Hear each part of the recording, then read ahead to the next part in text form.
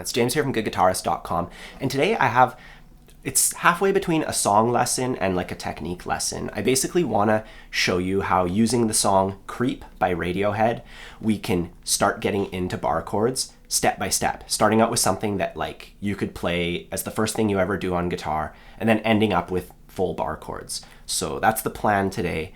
If along the way you find you need any extra help, I have a bunch of resources. I'll put links to those down below. Otherwise, let's just jump right in and get started. The very first phase uses the power chord, and the power chord was the first chord shape that I ever learned on guitar. It's just 3 notes. We'll put our first finger on the thickest string at the 3rd fret.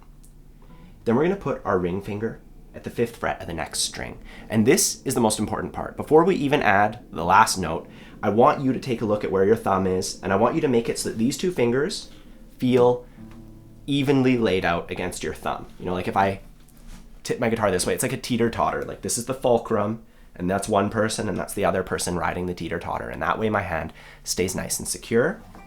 Gives me a good position where I can curl my fingers and actually get power.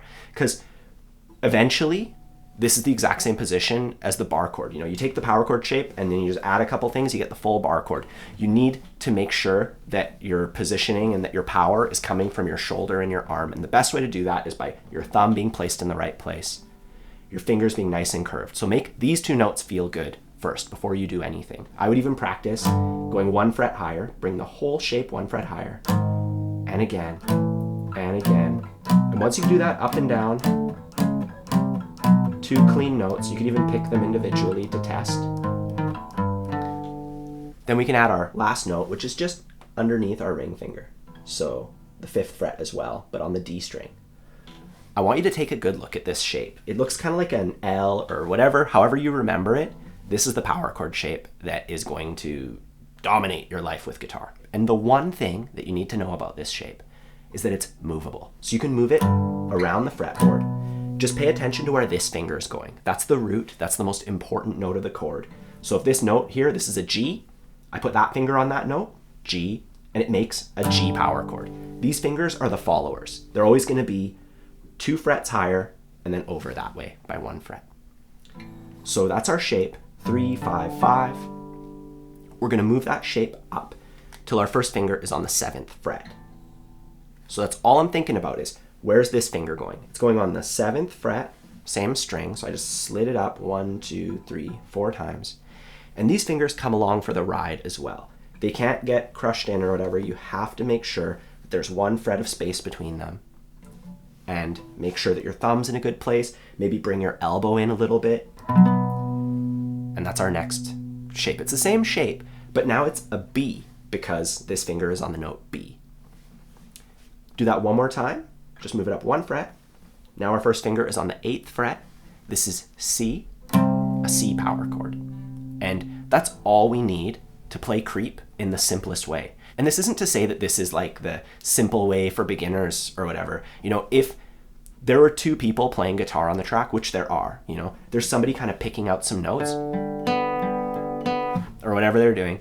And there's somebody doing that with power chords, just like we're gonna do. You know, it is a valid part, and when you're layering tracks in rock songs, power chords always end up on there somehow. Anyways, those are the shapes we need. Now we're gonna practice moving between them, super duper slowly, downstrokes only. And little quick tip here, just aim for those 2 strings when you do your downstroke. You don't have to follow through, just aim for those 2. Don't worry about this string. It's like an insurance policy, you know. All you really need are those ones. We're gonna go from the 3rd fret to the 7th fret to the 8th fret. That's it. We're thinking about where our first finger goes. So on the 3rd fret, 3, 4, 3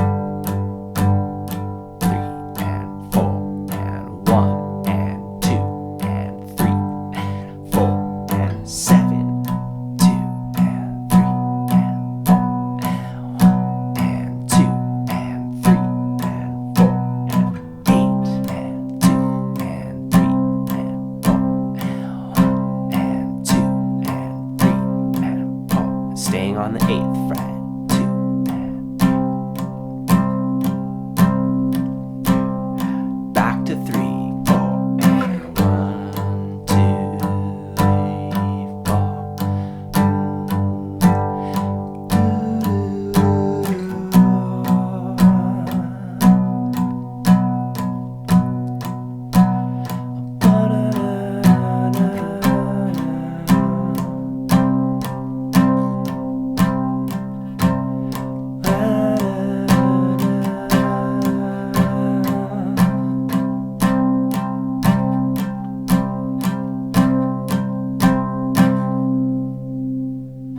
So that's the simplest way, and you want to get really good at that. You know, you want to get good at moving your hand to the side, keeping the shape all together. And once you can do that, you're ready to add just one note to this shape that's going to take us to the next level. This next shape doesn't really have a name. A lot of people call it the 90s chord, and that's what I call it too because it sounds like 90s music. All we're going to do is take our power chord shape, and then we're going to add one more finger to it. I'm going to put my middle finger on the 4th fret of the G string. So it's the next string. So now we have 3, 5, 5, 4. And my first finger is kind of arched up. I'm not letting it touch the strings. It's up, leaving these 2 strings open. So, and those open strings are what give you that 90s sound. You know, you could just take this shape.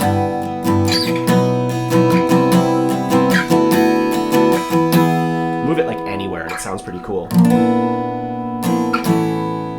And they also use that shape in yellow. So if you want a little extra help with that, maybe I'll link up my tutorial for Yellow by Coldplay if you're interested in learning that. Anyways, we're gonna use this shape now in the same places. So at the 3rd fret, at the 7th fret, and then at the 8th fret. And remember how we played this chord for like super long? Well, halfway through it, we're actually gonna switch our shape a tiny bit. We're gonna take our middle finger here and move it down 1 fret. And this feels a little bit uncomfortable, and it's not essential that you do it. And the one catch with this is when you do get to this chord shape, try not to hit those 2 strings. So you actually can just let your knuckle rest on that area. I don't really do this chord shape like every day. You know, I've used it in Yellow and like maybe 1 or 2 other things, so don't get too hung up on it. But let's just, you know, just to humor ourselves, let's go with it. We're gonna play it this way now. So the same shape, 3, 7, 8, and then move that finger down 1 fret.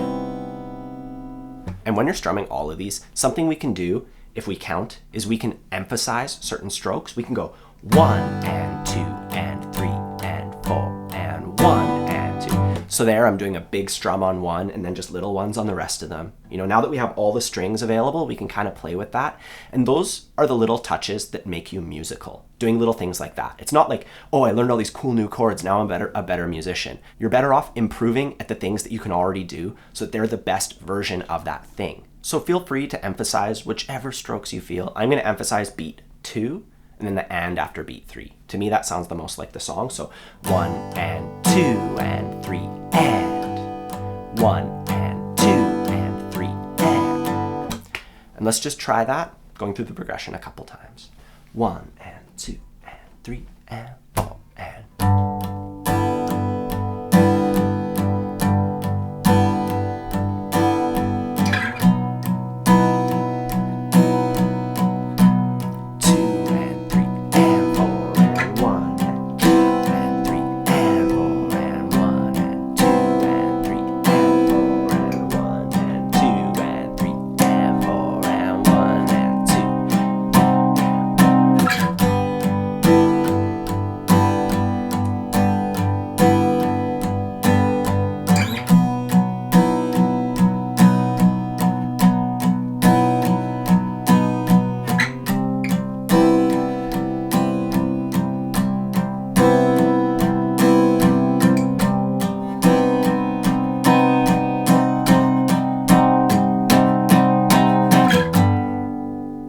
Alright, so this leads us in to the final way that we're going to play this, using full bar chords. And all we have to do at this point is we take our 90s shape, and now this finger comes down, bars all the strings. This shape has no open strings, it's completely movable, so you can just strum whichever strings you like, and we just move it through the same places. And instead of moving this finger down to do that weird thing, we can just remove it and then just use it to reinforce that finger to make it a little bit stronger. And that gives us C minor. And before we play this, let's just talk about what these chords are. So this first one, I mentioned it was G. So that's our root G. And on top of that G, we're building a major shaped bar chord. So this is a major shape. So we get G major. G is the note, major is the shape. We move it to B major, because we have B and we're putting a major shape over it. Then C major, and then we remove this finger. That changed our shape. Now our shape is the minor version of that shape, so we get C minor. So this is C major with the finger, C minor, without the finger. And you can do that anywhere. We could make G major, G minor, B major, B minor. And if you need help with the actual roots and where all that stuff is, my lead ebook, which is free, I'll put it down below, does have diagrams of the fretboard with every note, but I'm going to make another video that'll show you my quick way to remember it anyways. I'll do that soon. Anyways, now that we've taken a moment to acquaint ourselves with this, let's just try it out. And bar chords are a whole thing. I have a series on them down below, so as far as the technique's concerned, you can work on that. But for now, let's just pretend that we're all good, just for demonstration's sake. 1 and 2 and 3 and 4 and...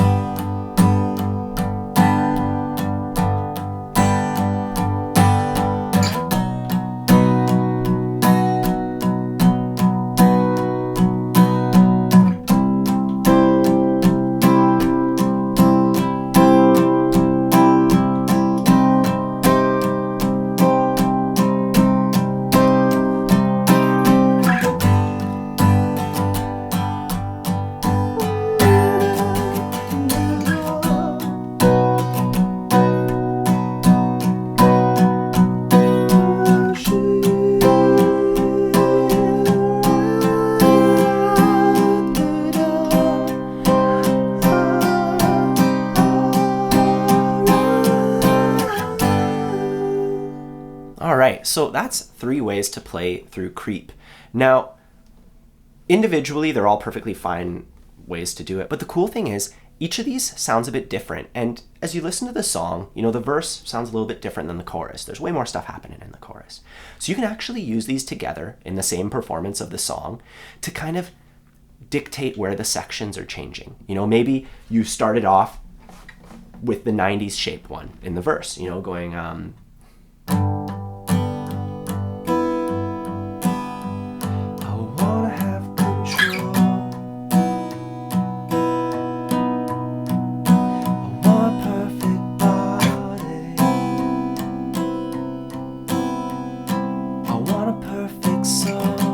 And then in the chorus,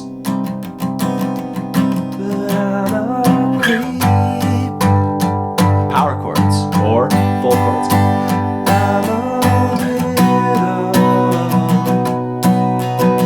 What the hell am I doing here? So at the end of the day, I guess what I'm trying to say is there's not just one way to play through a tune. I also have another lesson on creep that shows you how to strum it with like basic chords, and that's just as good, especially for like a sing-along setting. My point is, depending on what you need to do, it's nice to have all these options. And as you become a better and better player, it's not so much like, what am I supposed to do on that song? What chord am I supposed to do? It's like, which one of this chord could I use? Which version of B, which version of G can I use, depending on what the song needs to sound like? Does it need to sound thicker and use power chords? Or does it need to sound more open and arpeggiated? Like, those are based off the same thing. They both have the power chord in them. We've just kind of added one little thing. We're turning a little bit of information into a lot of stuff we can do. And that's the best way to become a good guitarist. Is all the people I know who are really legit at guitar are so good at the simple stuff, and they're so good at building on those things. I think it was Beethoven who said that composing is just taking this and turning it into this. We can apply that to learning instruments, to anything. If you need any extra help, like I mentioned before, I have tons of resources. I'll put links to all that stuff down below. Otherwise, have a fun time practicing, and I'll see you soon.